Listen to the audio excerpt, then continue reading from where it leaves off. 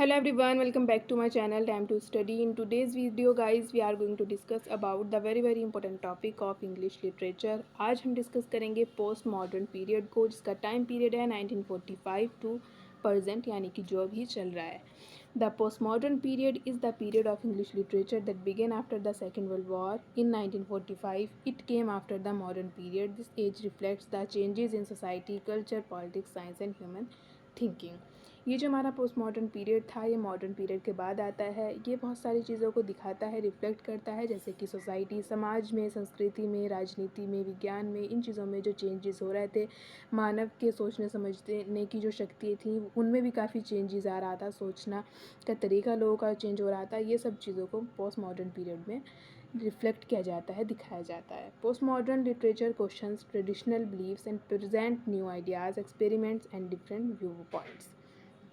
Post modern जो literature है, इस टाइम का साहित्य क्वेश्चन करता है, सवाल करता है ट्रेडिशनल यानी कि पुरानी परंपराओं को, और प्रेजेंट में प्रेजेंट्स न्यू आइडियाज़ यानी कि नए नए आइडियाज़ को प्रेजेंट करता है, यानी कि दिखाता है, बताता है न्यू आइडियाज़ को. और एक्सपेरिमेंट्स यहाँ पे इन चीज़ों पे, अनुभवों को, डिफरेंट व्यू पॉइंट्स, इन चीज़ों को दिखाता है. पोस्ट मॉडर्न लिटरेचर इन चीज़ों पे बात करता है.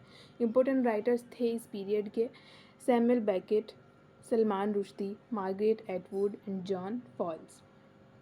ये हमारी इस पीरियड के इम्पोर्टेंट राइटर्स थे. इम्पोर्टेंट लिटरेरी मूवमेंट था इस टाइम का absurd drama and magical realism. Post modern features के जो हमारी ट्रिक है, ये इस पीरियड में मेन चीज़ें कवर हो रही थी, यानी कि इन चीज़ों पे बात हो रही थी, इन फीचर्स को अपनाया जा रहा था. आप एक ट्रिक के थ्रू याद कर सकते हैं, जैसे है हमारी फायर मिक्स. आप इन वर्ड्स के थ्रू पोस्ट मॉडर्न पीरियड के फीचर्स को याद कर सकते हैं. ट्रिक है हमारी और इधर फीचर्स हैं.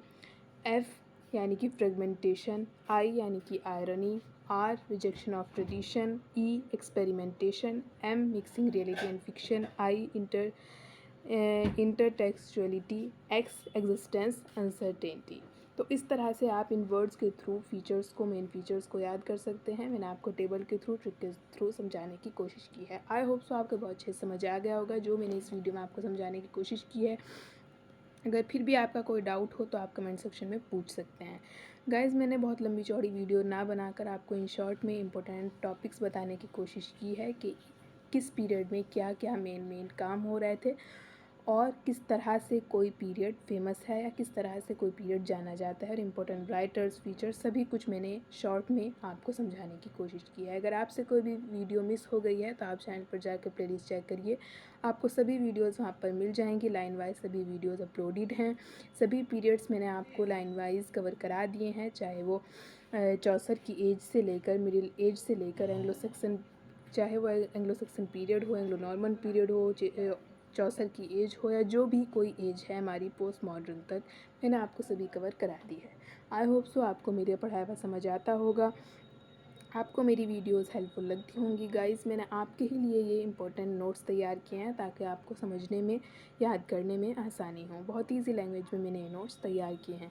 मिलती हूँ गाइस मोस्ट इंपॉर्टेंट टॉपिक के साथ. तब तक के लिए goodbye. Thanks for watching.